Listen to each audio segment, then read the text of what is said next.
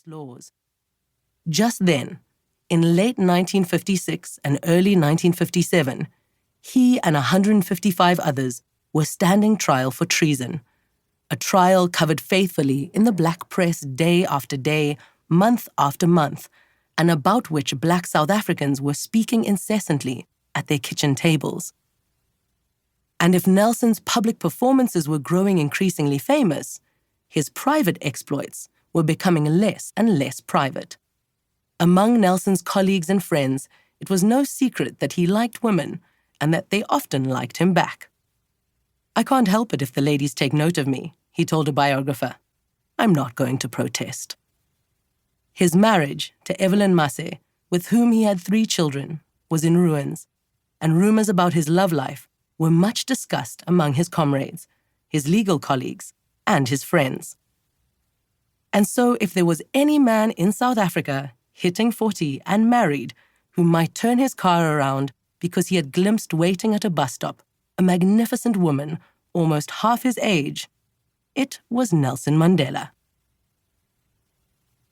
Although he could not have known it, he and the girl on the side of the road were bound to meet, for Nomzamo Winnie Madikizela resided at the Helping Hand Club for Native Girls at 76 Hunt Street on the eastern side of town, and there she was becoming increasingly friendly with Adelaide Chukudu, fiancée of Oliver Tambo, Nelson's partner in the law firm Mandela and Tambo. One afternoon in early March 1957, it was pouring rain, as it often does in Johannesburg on summer afternoons, and hailing to boot. Adelaide, who did not fancy the prospect of making her way from work at Johannesburg's General Hospital to Park Station in such weather, phoned Oliver to ask for a ride. Barely had she and Oliver left the hospital than they spotted Winnie and another woman, Florence Dube, making their way to the station on foot. They invited the 2 women into the car.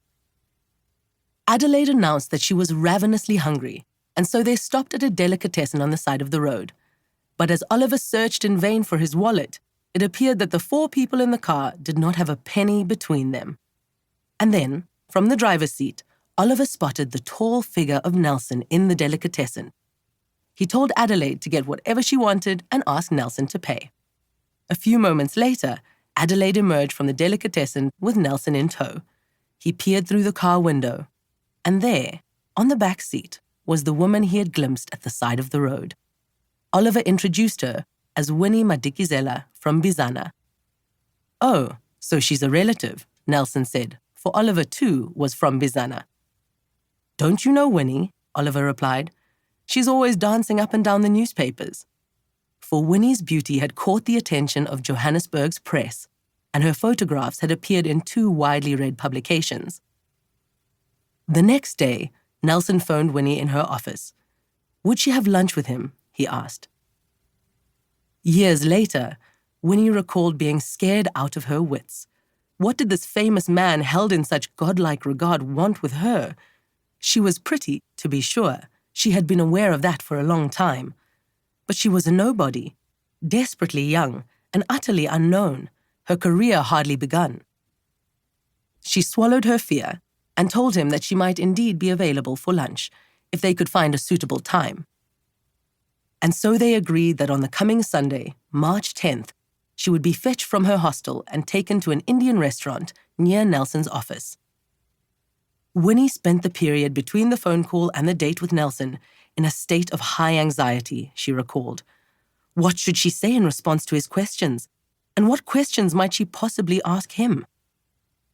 And, as she remembers it, the lunch itself did little to calm her, for she understood after just a few moments that she would have to share this man, even now, on their first date. No sooner had they sat down than a line of people formed at their table to talk to him. She looked on, silent and self-conscious. And just when the line evaporated and she and Nelson began to talk, a new ensemble would come to greet him. She felt she was an audience to a show in which she had no part. And, to make matters worse, she had never eaten spicy Indian cuisine.